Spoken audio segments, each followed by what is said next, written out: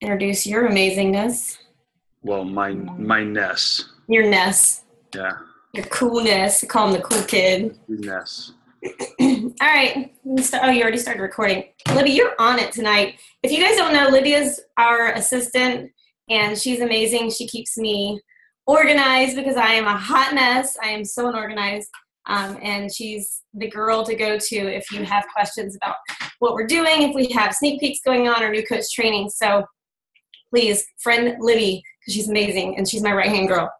All right, so recognition. If you guys don't know this since you're a new coach, all of our recognition document is in Epic Empire, and you put your own points on there. So it's your own accountability of documenting your points, and that's where I get the recognition for tonight when I announce your points. Now, points come from challenge packs. One challenge pack is 2 points, and Shakeology Home Direct is 1 point. So when you hear these numbers, that is a reflection of the people that you are adding to our challenge groups.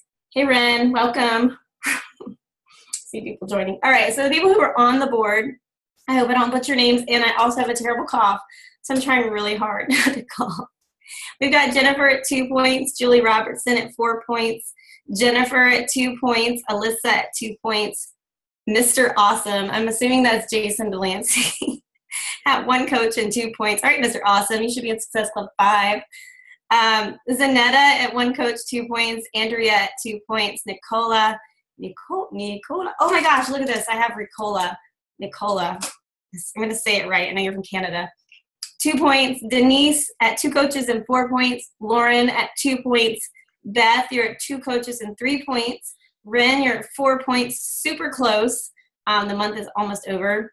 Jason Cameron, I always say Jason Cameron, but I know it's you, Tracy, at 1 coach and 3 points. Stacy K, I need you to tell me how you say your last name. I always call you Stacy K because I have no clue how to say that crazy last name.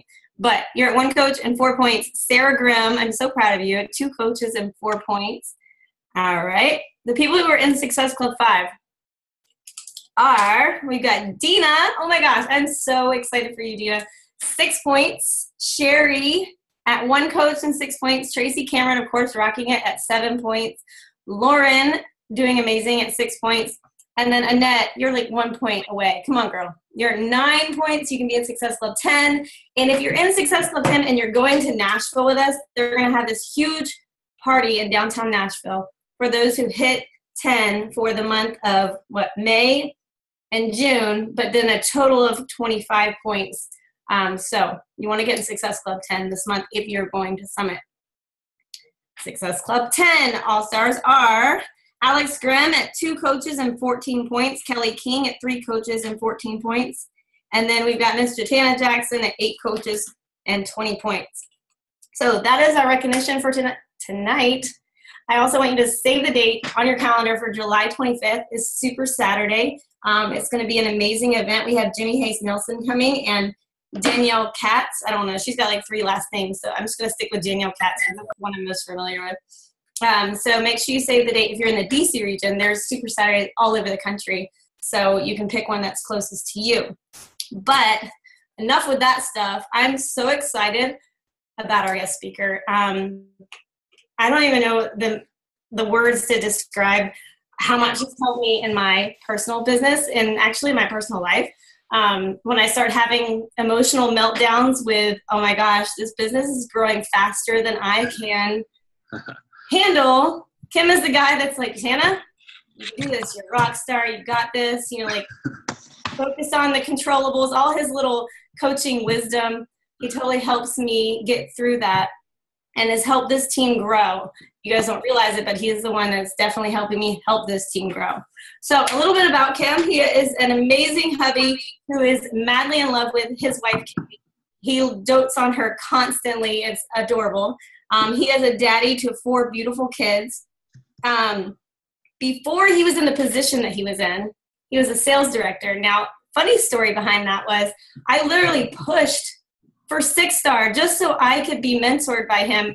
And then the dude got promoted to senior sales director or senior director of field and development in the Latino markets. So he's kind of a big wave with Beachbody. This is he says this, no, he is really an amazing person. And I wouldn't put somebody on the call of my team if I didn't completely trust them with their wisdom and knowledge. So, Kim, I am so excited. You guys get your pen, your paper, get ready to take notes, and just absorb everything that he has to say. I know that it's going to be super valuable. And he's going to tell you that he's not this cool, but he really is. They call him the coach whisperer from the 5-star and above. Like, they all love him. So, Kim, you have the floor. Wow, Jatana, let's keep those expectations low, right? Everyone's happy if those expectations are a little bit lower, and then we have some room to grow from that. That's wow. Well, I'm actually really grateful to be here tonight. This is a lot of fun. This was kind of came about from a conversation that Jatana and I were having, and I'm honored for the opportunity to be here. I will try to live up to half of the things that Jatana talked about.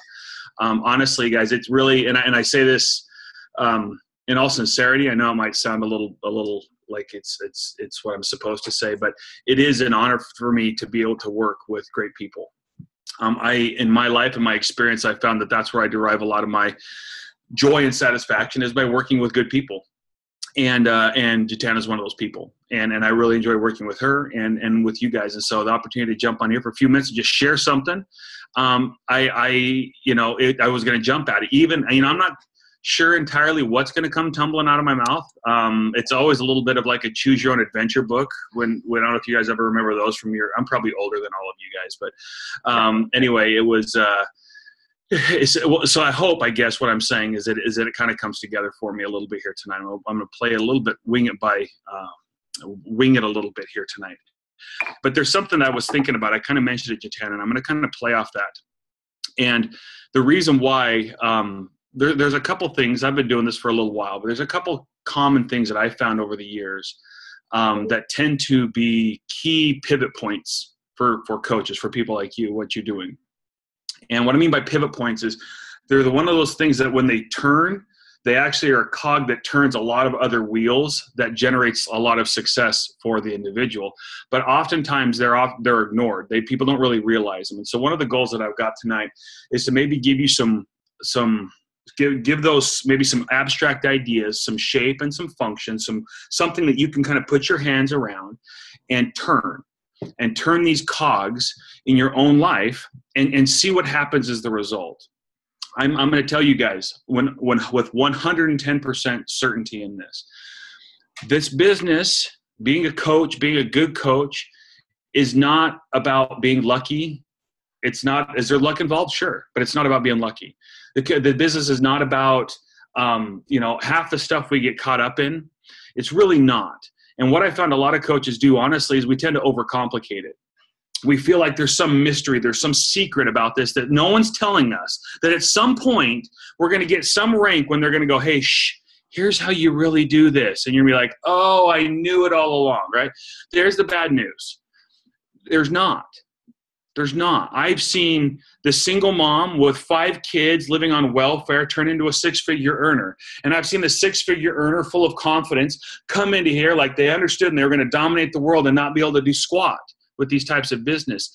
It comes down to a really simple idea, a couple of simple ideas that things pivot on, right? And one of those I'm going to share with you tonight.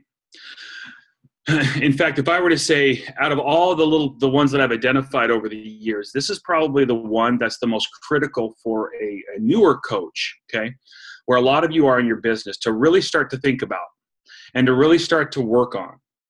And it's going to surprise you because I'm not going to talk about inviting, and I'm not going to talk about contacts. I'm not going to talk about follow-up. I'm not going to talk about any of that.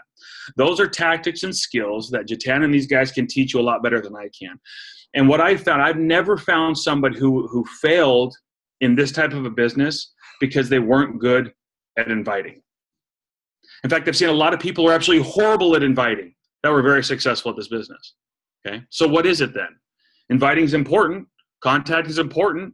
Closing is important. But what is it? What's the difference? What's the difference? And this is one of the things I'm going to suggest to you tonight. One of the key differences is a mindset, okay, is how you approach it. And the way that I've come to phrase this or talk about this is in terms of, are you taking on an employee mindset or an owner mindset? Now, let me give you an idea what I mean by that. So a couple months ago, and I think I might have shared this on a recall some of you may have been on, but a couple months ago, I stopped in a Chipotle to grab some lunch. And I went through the line and everything, and I got to the end to pay. And I was just kind of going through my day, thinking about what I had coming up in the afternoon, not really paying attention, reached for my wallet. And the guy behind the counter, all of a sudden I noticed he was showing a lot of interest in me, asking me things like, did you find everything? Have you heard about this we've got going on right now? Did you try this? Oh, you got that? Oh, you're really going to like that. That was really good. This and this. And it kind of it took me a second, but I kind of clued in. I was like, wait, this is a little bit different here. This is a little bit different mindset than what I'm used to getting, or a different approach than what I'm used to getting when I get to this part of the ordering process, if you will. And I looked down at his name tag, just tell him thank you or to answer his question. And right below his name, it had one word, owner. Okay.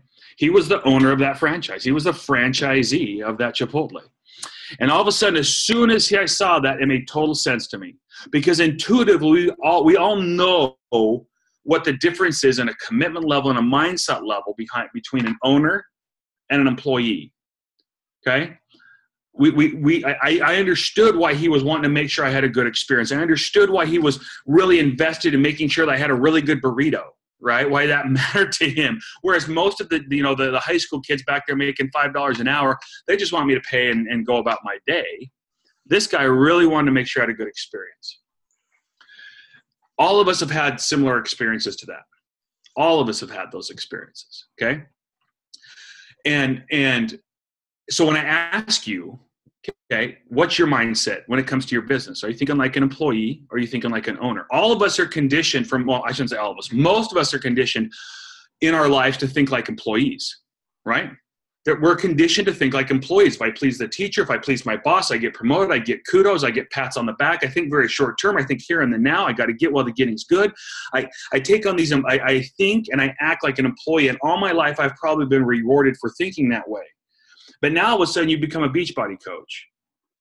And if you've never done anything like this before, there's a little bit of a mindset shift that has to take place, because now you have to drop the employee thinking and you have to take on the owner thinking. And if I were to ask you, are you thinking like an employer or an owner? I know what you would want to say, because you know what the right answer is. Well, I'm thinking like an owner. I'm thinking like a business owner, right? You know the right answer, and you probably really want to be able to say it.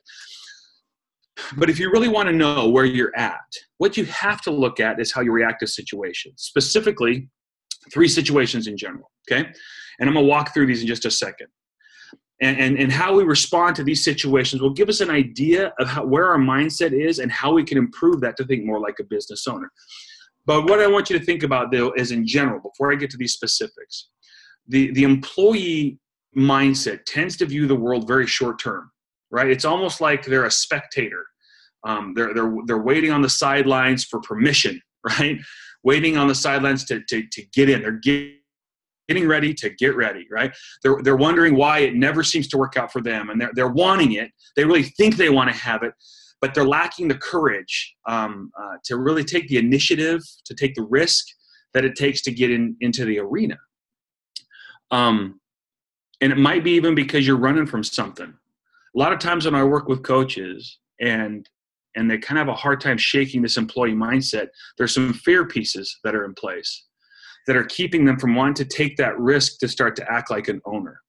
Because with an employee, you've always got something between you and the risk, right? It's your boss, it's your rules and regulations, it's something else that allows you to keep yourself different.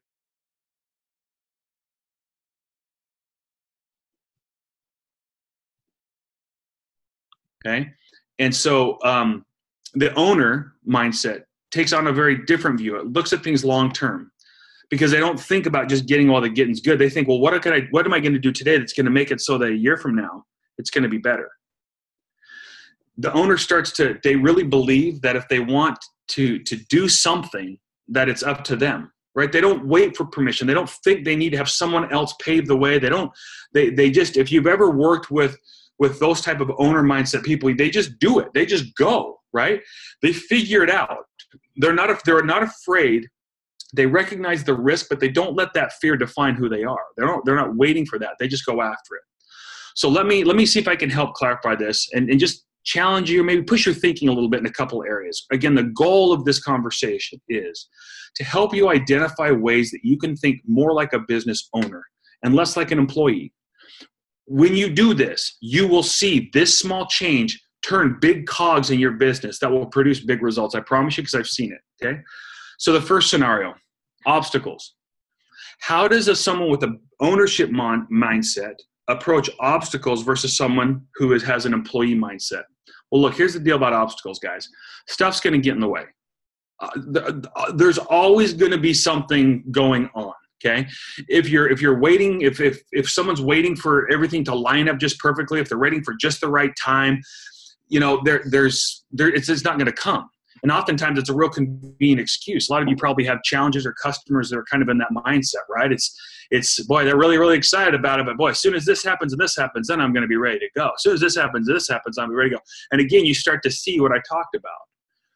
Everything's external to them. There's no internal responsibility that's taken in that place. So I want you to think about obstacles and what's your impulse when those happen to you, when obstacles come up, right? Time management can be an obstacle, okay? Are we consistent in doing what it is we're supposed to be doing? Or do we let our day get away from us and we go, oh, shoot. And then pretty soon 3 days have got away from us, and 5 days, 7 days, 15 days, and all of a sudden we're going, boy, I don't even know if I can get Success Club 1 point this month, okay? Other obstacles can come up, just situations of life, okay? What you're born into, got hit in a car accident. You guys know stuff comes up in your life. The question I've got is, when stuff happens, how to react, okay? This isn't a discussion about getting into the details of obstacles. This is a discussion about how we react to it, because how we react to it is a reflection of what's in our mind. So think about this. The reason why this is important now, how we react to obstacles is important because it's directly correlated to the habits that we form as coaches. When we can come out of a motivational meeting, a good training, something personal development, and we feel really, like excited about what we're trying to do, right? No obstacle can stop us. We're committed to this course. The issue is that sometimes our habits aren't aligned to the direction we want to go. Our habits are pushing us this way, and the direction we want to go is this way. Well, obstacles come along, and that's what happens. It keeps us from being able to put ourselves, we want to go this way, and then, something happens, and we're back in our habits of going this way instead of straight. So that's the issue with obstacles. The reason why employees are susceptible to this, employee mindset, is because it's short-sighted. That small deviation in the moment doesn't seem like a big deal. That left turn instead of going straight doesn't seem like a big deal because they look short-sighted on what they're going after, okay? And what ends up happening there is they never stay on a course long enough to build the habits they need to drive to their goals, okay? So from an employee mindset, confronting obstacles, we think short-sighted, okay? They usually have a hard time when it comes to obstacles with accepting imperfections. Okay, the second that it's not perfect, the second it's a little bit muddy, the second it's not, they tend to just, it knocks them over, right? It gets them back into their old habits again. They never stay with the course long enough to actually build those habits. If it gets too hard or too complex, I hear that all the time. Right? It's too difficult, it's too hard. I got some rejection, I got some other things. These are all obstacles. And these obstacles take them off course, so they can never actually stay with something long enough to build habits that actually will pull their business forward. Owners, on the other hand, an ownership mindset sees imperfections as part of the process, right? They have that long-term view, and they really believe that, look, if my goal is worth the price and the sacrifice to get there. And what that approach does is it keeps them marching down that path. And when the temptation to turn left or turn right comes into play because there's an obstacle or a challenge or something, they just keep going through it. And it's the fact that they keep pushing through it. Not that they didn't necessarily beat the obstacle or were perfect at it, but they didn't let it deviate them. And so that very act allowed them to create the habits and instill in them the discipline to be able to be relentless about going after their goals, which is a bigger determining factor than anything else when it comes to this business. I always tell, I think I've told you this 100 times, the closest thing to a silver bullet I've ever seen in this business is purposeful, consistent action. Purposeful meaning it's aligned to your goals. Consistent means you have the discipline to do it relentlessly day in and day out. And then action, obviously, because you do something. You can't just think about it, right? Purposeful, consistent action. Second thing, so how do we react when obstacles come? We talked through that, employee, owner mindset. The second one is how do we handle objections? Whereas obstacles deal with our own habits, how we handle objections deals a lot with our beliefs, okay, and our confidence, if you will. And again, this is about how we react. And I want to be clear here. This isn't about self-confidence, okay? This isn't about self-confidence. It's about, let me say it this way. It's about the determination of your heart towards the goal, the resolve that you have to be your best self and to make sure that you're giving everything you can to what you're trying to do. Again, we're talking about a mindset here, okay? It's not about being perfect. It's not about being bulletproof to obstacles or objections. It's about how do we approach them? How do we react when they come up? And again, the employee, when objections come up, their mindset tends to force them to think externally, right? They get some objections, right? Oh, I'm going to do this. Oh, that's a really dumb idea. Okay. They view it almost like a spectator. They really have nothing really invested in it. And so when objections come up, it's just as easy for them to set it aside than to actually fight for it. Okay. Their resolve changes with the wind, depending upon where the wind's blowing. That's what the resolve happens to be. You can think about that, those of you that work. You have people like this in your building that it seems like they take whatever position is expediently, advantageous for them at that moment, right? And so that's kind of what I'm talking about.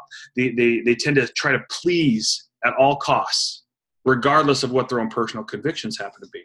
An owner mindset, okay, in dealing with objections is a little bit different. It's a very internal thing, meaning there's some resolve there. That resolve is constant.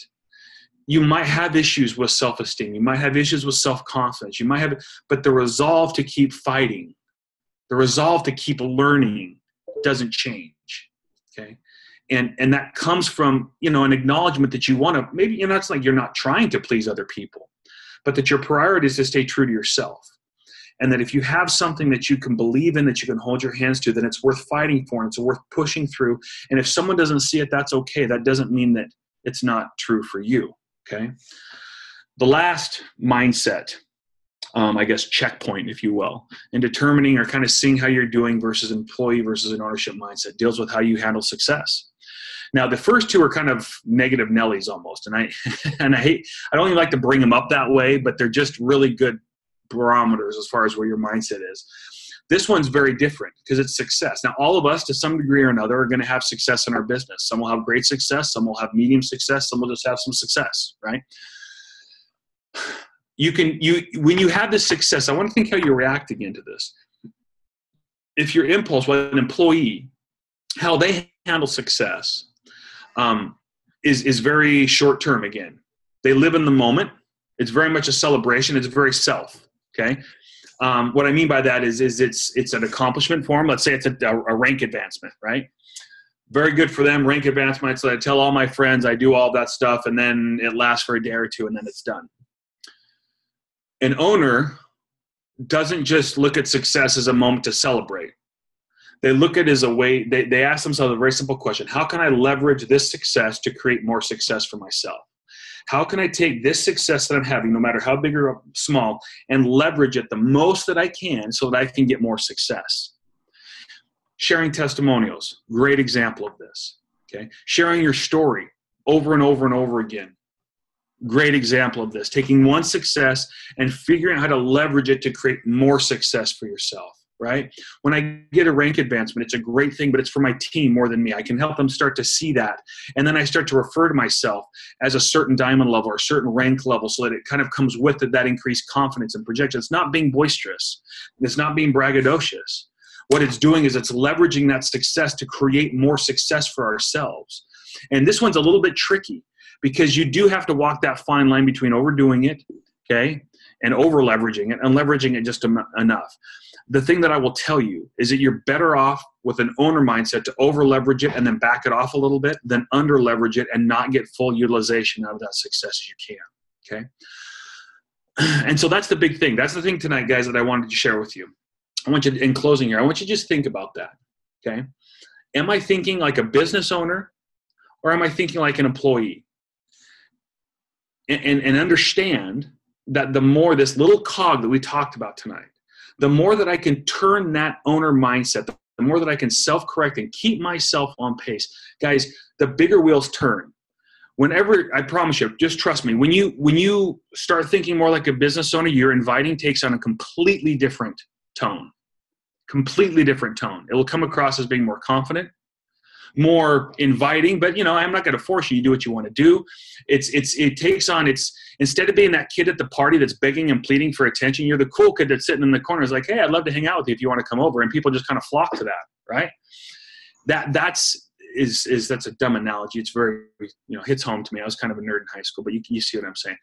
But it's those little pieces that when you start to take on this mindset, all those other tactics and skills and different things that come into play, they don't feel like homework. They don't feel so difficult. They feel like an instruction manual. They're invigorating. You want to jump in and figure it out, and you want to get better at it because you know that type of an approach just yields more results more quickly. And it's amazing what that cog will do. And I know I'm probably overselling that to you, but I would challenge you guys to test me on it. Test me on it. Push me. See what happens. Let me know in 30 days, 60 days. Map out a course to think more like a business owner. Hold each other accountable for that. Whenever you see some employee thinking creeping into your group, call it out. Hold people accountable for that. Let that be part of your team environment, and it will be a huge accelerant to your growth and your success. So anyway, blah, blah, blah. Here I am talking in my hotel room. I hope some of this has made sense to you guys, but it's a pleasure to be here with you and sharing things that I'm happy to sit here and take any questions. Do whatever else I can. I'm grateful for the chance to have been here with you.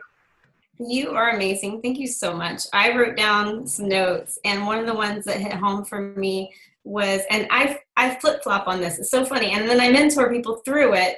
It's the imperfections part.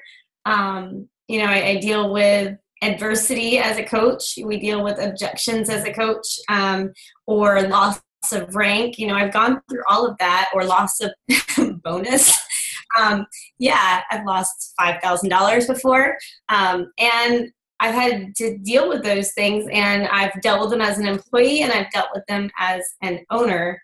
And I can tell you that the owner side of it is a lot more freeing. And it's an opportunity. I try to take it as an opportunity, or a message Cim and like freak out moment, an opportunity to grow and to learn and to change things that I'm doing wrong, or so that was something that I focused in on with what you said. I wanted to open it up to the team because I'm sure you guys have some questions. You have an amazing person in front of you that can answer a variety of questions. So if you guys have one question, you can open up your line and unmute your line and ask.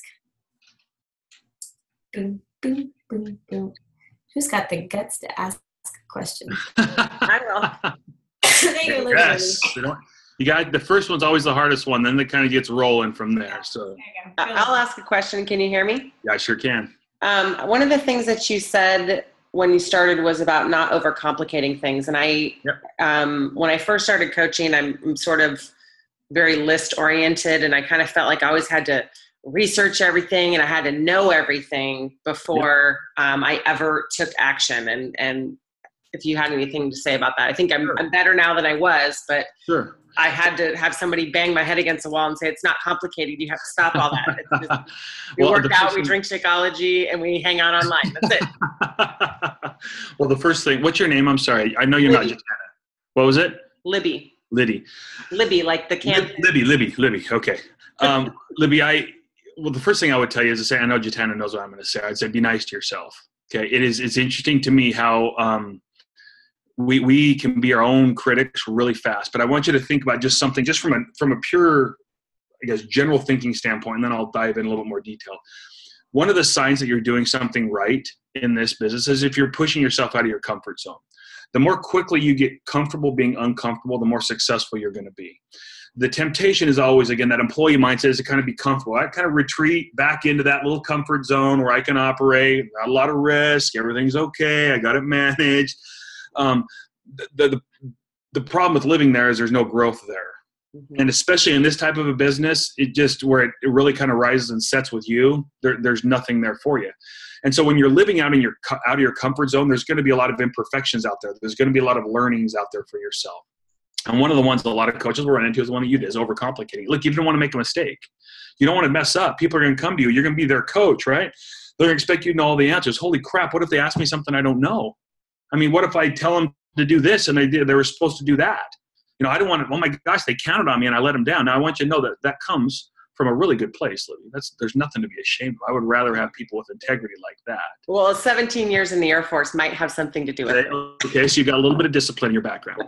And so, but the point is, and honestly, one of the things that's great about the military is that discipline. But one of the things that will be difficult for you is a little bit what we talked about tonight, okay, which is when you're in a people business, you're dealing with very fluid situations for yourself. And so what I try to give people to do is say, look, it will be impossible for you to have every single answer to every single question that's ever going to come up. I'm sorry. You will spend a lot of money and time trying to find that. Instead, what I would encourage you to do is this. Use these as goalposts, okay? Excuse me. The first one, unapologetically, right? We always put people first. And the reason why I say that is if we're always putting people first, we're always putting their interests first, even when we mess up, it will have been done in an effort to help, okay? And that's a lot easier to do. So if that first rule is, well, I always put people first, and that's what Beachbody is all about. You guys know that, right? It's about getting people results, helping them do things that they normally couldn't do themselves. So you put people first. The second thing you do is you give yourself permission to be imperfect. Because if you don't give yourself permission to be imperfect, and as stupid as that sounds, and as cheesy as it sounds, you have to literally say, I'm going to screw up, and that's going to be okay. And when I screw up, this is how I'm going to handle it. And that's very freeing to be able to do that, because then you're still going to want to go get the information. But the third point is related to that, which is I have to act now. And the reason is that the fallacy in this, honestly, and we're recording this, so don't show in this, Jatana, I'll get fired, but all the answers to your business aren't in Coup. They're not in your online office. They're not in the YouTube videos that a top coach makes. They're not in that, because your business, your customers, your situation, your life, your personality is different than theirs. They might have some good best practices, some things you can think about, but really the only way you're going to learn your business is by doing your business, is by putting yourself in there and learning it. When I was in school, getting my MBA, one of the things that they talked about all the time, there was this phrase I'll never forget about. They said, when you're starting your own business, this is the mantra: fail early, fail often, fail quickly. And what it meant was get in there, because as much as you're going to lay out a business plan, and they knew they had all these academic nerds in the MBA class that wanted to write big business plans, they're like, oh, that's a bunch of baloney for the most part. Because you have to get in there and you have to fail early, meaning you have to work and see where the mistakes are. Fail often. Do it as quick as possible, because every time you fail, you're learning and you're getting better. And then fail quickly, meaning don't drag it out. Don't be like, oh, I did that. Oh, now I'm going to go back. And then I'm going to go back. Just do it. Go through it, because that's where the learning is. That's where the real experience is. And so that's what I don't know if that made any sense. No, totally. Thank you. What I would say. Now you guys see what Jatana has to deal with. She asked me a question. It's like she asked me a question this big, and I give her an answer this big. No, and I like it. More. Stick out the answer in there. And I do all day long. I think he gets annoyed by me sometimes, so that's okay. You kidding me? You introduced me to more Facebook stickers than anybody else I've met, Jatana. I have one for every emotion. All right. You really do. I do. That twerking stick figure is my new favorite one, by the way. Whatever one, that one you showed me, that one was amazing. Oh, the little guy, the dancing guy? No, there's one that you showed me was like twerking, like her. She was, doing that whole thing. It was crazy. Anyway, yet another thing on a video I wish wasn't recorded. All right, more questions. I promise not all my answers are 5 minutes long. All his answers are. I have proof. I have a question. Just kidding. Yes, Denise. Hey, Kim. Hey, Denise. You were talking about if you have a success, how to leverage that best. Yeah. If you're innately very shy, like the mobiles are, and you have a success, how do you leverage that? Because it's hard enough to talk about yourself. So how do you take someone who So doesn't talk about themselves and leverage that success in a way that you can carry forward and be more successful from. So the way that I when I work with people that are like that and I coach that is one of the first things I tell them to do is understand that when you're recognizing that and leveraging that, it's not for you. And that tends to help them because what the shyness kind of gets in the I don't really want the attention kind of shined on me. It's not about shining the attention on you when you have a success. What it's about, it's almost reflecting that attention into other people so that they can believe in themselves. They can see a part of it. That's what I mean by leveraging success. When you show someone, hey, so-and-so hit diamond. It's not about you doing a post like, I hit diamond. I'm so awesome. Don't you wish you were like me? Blah, blah, blah. No, that's not what I'm talking about. What I'm talking about is it was a lot of work for me to hit diamond. A lot of people didn't think I could do it, but I believed in myself and I was able to make it happen. I believe in you. If you've got a little bit of that, that's what I mean by that. So it's almost like a reflection to allow other people to kind of see themselves in that success to kind of create some momentum forward for them. Or maybe they're willing to make a decision they weren't willing to make before. That's what I mean by leveraging success. It becomes part of your narrative. It becomes part of your story. It becomes part of what you're doing. It lives on in you. You look for the lessons that the experience has taught you and then leverage those, right? You built to this title, you built to this rank, you had this success in a program, you helped this challenger get to this point. There was this transformation story. In that process, there were lots of learnings. And those learnings give you opportunities to talk to other people about this is what I learned, and this is what I learned, and this is what I learned. And that's still talking about the success without holding up a trophy and being like, look how successful I am. Does that make sense? Okay. Look at that, Jatana. 2 minutes. 2-minute answer. Was I unmuted the whole time? Were you talking the whole time? I was coughing. I hope it didn't interrupt you coughing. No, I think you were on mute because I didn't hear you coughing. Okay. Libby must have controlled it. I don't know. Any other questions? I'm just realizing how short my haircut was as I'm looking at it right here. Yeah. Ren, you have a question? Yes, I do. Okay. Can you hear me? Sure. Okay. I struggle with a good follow-up. Can you give an example of a great follow-up from like a business owner mindset? So what do you mean by you struggle with it? Give me an example of what you mean. I feel like I stumble over my words when I try to follow up with someone. Like they have the link to order and everything. They're really interested, and a few days later, they haven't ordered yet. So what would be a good thing to say back to them? I feel like I suck it up every time I do it. So give me an idea of what you say. And I know you're like, I don't like how I do this, so I'm not making you tell in front of everybody. I usually kind of tailor it to the person. So, I don't know. Usually, now that I'm put on the spot, I can't think of anything that I say. No, you're okay. I guess what I'm trying to figure out is where you feel like you're lacking on it, because like you say, I feel like it's more selly. When I follow up, I feel like I'm being too selly, and I don't want to do that. So. Okay. Do you feel like while you've been talking to them beforehand, is it surprising them that you're asking if they're going to order or not? Have you kind of set the table where they're like, I understand that she's expecting me to order, or that that's at least in the dialogue? Yeah. Okay. Yeah. And so you've already set that groundwork with them. And so when you follow up with them, what you're probably feeling like, and I'm trying to make sure I understand this correctly, is you feel like you're maybe being too pushy. Like I've already asked them if they wanted to, and they haven't done it yet. Now I'm talking them again. I feel like I'm pushing them too much. Right, yeah. But they were like, they're usually super interested. So I want to follow up, but I don't want to be like, hey, are you going to buy that? Sure. Well, I want you to think about it. It's like a waiter, right? Or a waitress. When you go out to eat somewhere, and the waiter will check in with you every once in a while. That's his job, right? Is to check, are you having an experience? Do you kind of get you anything? And at the end of it, for example, every once in a while, when I'm feeling especially gluttonous, I'll figure out a way to go to a Cheesecake Factory. That is the bastion of bad food choices for me. And so I'll go there and I will eat the fried macaroni and cheese. I'll probably have the bang bang chicken and shrimp because it's really good. And I'm feeling like a complete crap ball because I just ate a bunch of garbage. The waiter's going to come up to me and they're, how was your meal? I am so full, I can't eat anything. What do I know is going to come out of their mouth? Do you want dessert? I just told you I was akin to puking on the floor from all the food I just ate, and you're going to ask me if I want to have a 4,000 calorie piece of cheesecake right now, okay? I don't begrudge that of that waiter because I know that's what they're supposed to do. I know they're trying to give me a good service, right? They're not trying to force it on me. And the reason why I say that is the mindset, since we're talking about mindset tonight, that I want you to go at this with is you're not trying to force anybody to do anything. You're not.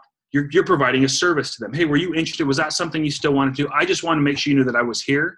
If you had any questions about that. And I think that as long as you go through, remember what I told you at the beginning there, right? If we're putting people's needs first, if in your mind you're thinking, I need them to order so I can get this bonus, there's probably going to be a little bit of that dripping in through your mouth. Okay. So before I talk to them, I might think about how's this going to help them? Are they trying to lose some weight? Are they trying to do something? How is this going to help them? What was it that was kind of attracting them to that? And make sure that's in my mind before I contact them so they can feel that that's how I'm following up with them. And I would, I guess the secondary part of that is I wouldn't be timid about it. Because a lot of times when people will read timidness or being hesitant as being kind of doubt on your side or being like you're trying to trick them, they will respond a lot more quickly if you're just very direct up front and right to the point with them about it, right? So if your feelings are there and you say, hey, I just was so excited to get you started with that. Are you ready? As opposed to, hey, we talked about that a few weeks ago and you said maybe you wanted to do it, but, I hadn't heard from you. So I didn't know if maybe you were wanting to. And all of a sudden they're going, so what's going on? What's the deal? So does that make sense? So be a little bit more confident. Just remember, guys, that people buy things all the time. Just because a sale goes through you than a cash register doesn't make it less noble. Okay, it's a service, and you're providing that service to them. Sorry, that was 5 minutes, Jatana. Dang it, 5-minute answer. It was a great answer.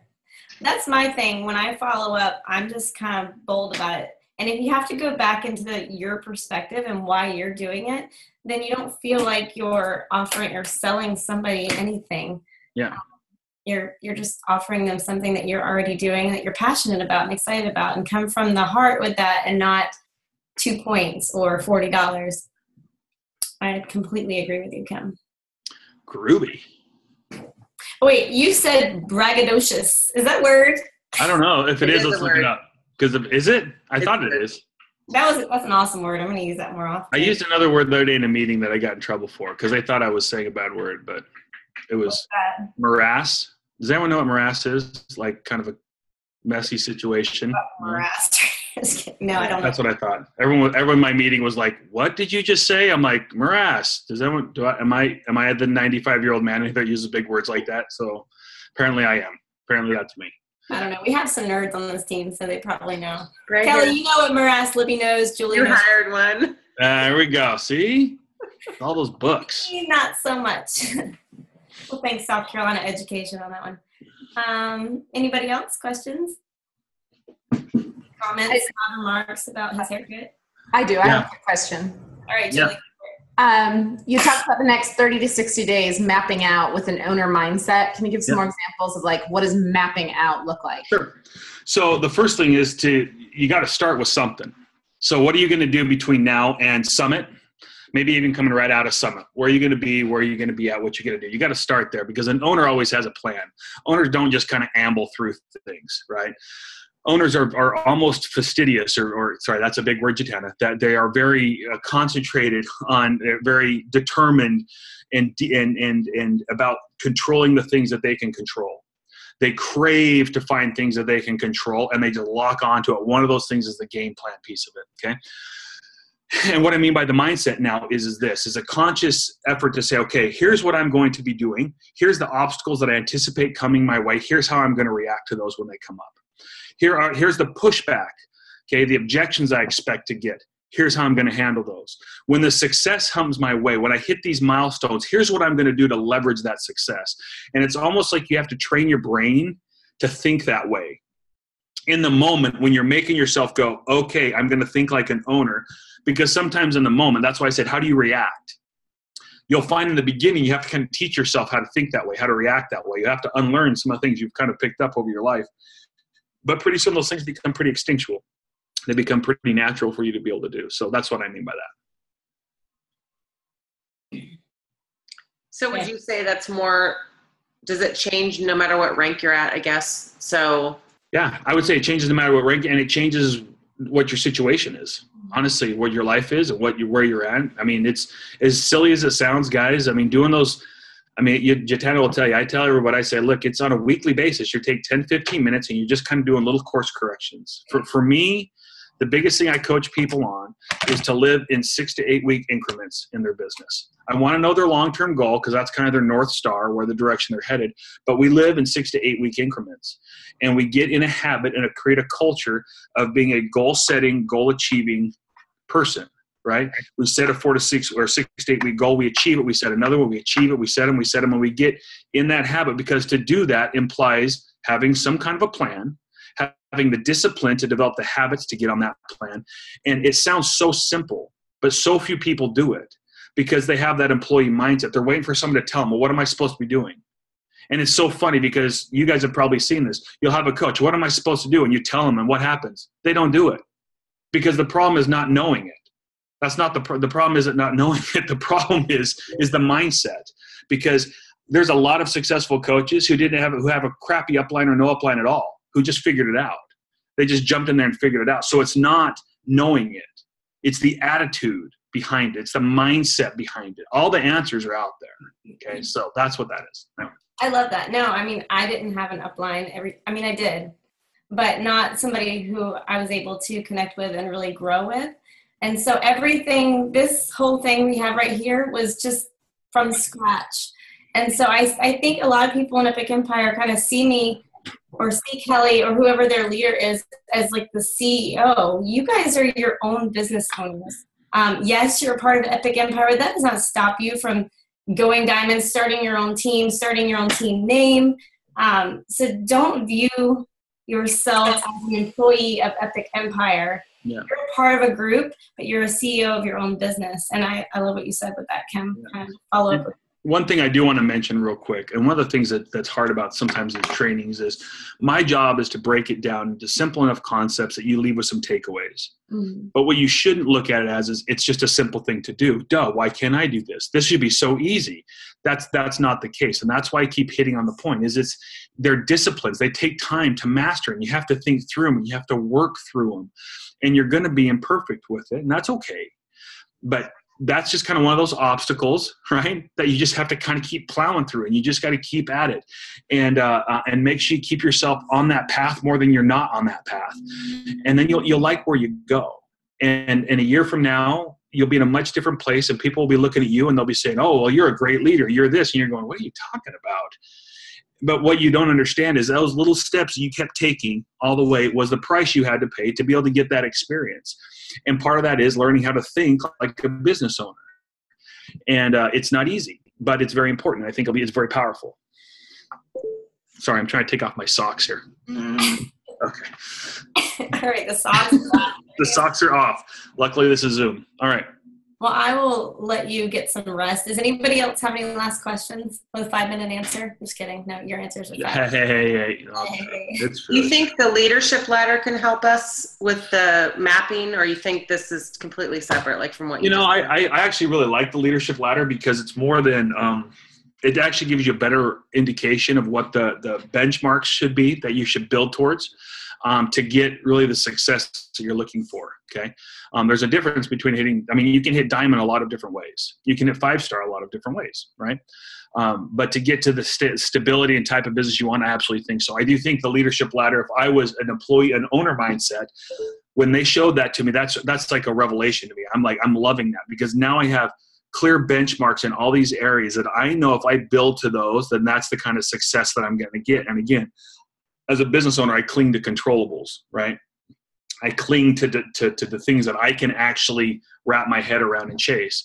So I do think it's good from that standpoint. I don't know how much it has to do from a mindset, unless it's, the mindset of building for long-term, like a team leader versus kind of gaming it and shortcutting it and just kind of tripping into diamond for 1 month and then never touching it again, Maybe to me it was just like more reevaluating, okay, what am I doing? Am I progressing? And if I'm not meeting, those benchmarks, then I need to change direction. And I think that's where, like you were saying, taking action, I get caught before because I'm like, okay, I'm going to do what I'm told, which I'm very good at. And I don't do that because I've had an employee mindset for 17 years. You do what you're told. Yep. So. And I want you to say, I want to be careful on that one. I'm sorry. I'm not going to let that one go too far. because it's not what you're saying. It comes from a good place. Right. So be nice to yourself on that. What we're talking about here is just a different approach to things.